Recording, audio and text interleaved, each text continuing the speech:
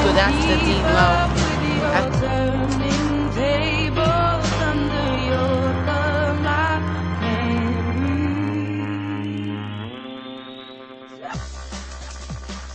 Back in the 70s, when education was really taken as a priority in our system of government, I think they really did so well to build it up and make it look attractive and less expensive, so that the common man could even go to school, and then to just be by choice if you want to go to school or if you don't want to go to school. But now, education is expensive. Education is not easy to come by, because you don't even trust the lecturers, the teachers, because they are not well grounded in their field of study or in their profession. So the values in education right now has dropped so far. You see, in the 70s or back in the days, where anybody could go to school, and you're sure that when you go to school, you're going to come out well seasoned. If you go to study medicine, then you're coming out as a good and professional medical doctor. But now that's not the case. Are you saying that because the lecturers are no longer well paid, then they can no longer offer quality education or quality instruction in school? Debbie, do you want to talk about that? Okay, talking about that, payment is part of it, but I don't think it should be a reason why, the standard of our education should drop right now. But so many things are being compromised, both on the part of students, on the part of parents, and on the part of the lecturers.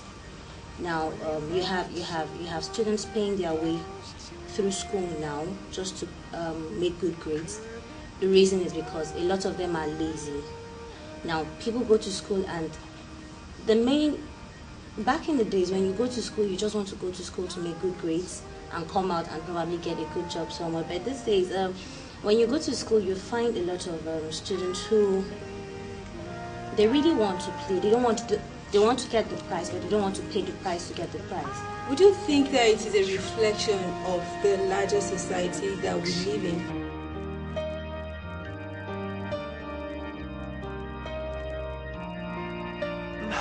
So what do you think the problem is in the educational sector? Basically, they are not determined to help the youth in this nation, because number one thing about education is to empower youth, is to give you knowledge, which knowledge is power, of course, and basically they don't find the interest in what the youths are good at. They just give you all necessary course and tell you, oh, you can do any course. They don't really find out the passion they have in different courses. Lecturers come to the lecture hall and be like, they just walk up to the board, blah blah blah blah blah blah blah. They don't even explain why they should study philosophy, or why they should study medicine, or why you should be a lawyer. They don't do that anymore.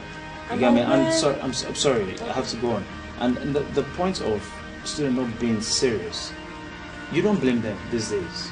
Why? I'll put it like this: it's not worth it anymore. There's no reason. There's no reason for you to go through the struggle of reading so much, because a lot of people got jobs that they don't deserve. You get me? A lot of people. I know people who can read and write, but they sit down in big offices. So this orientation has been passed down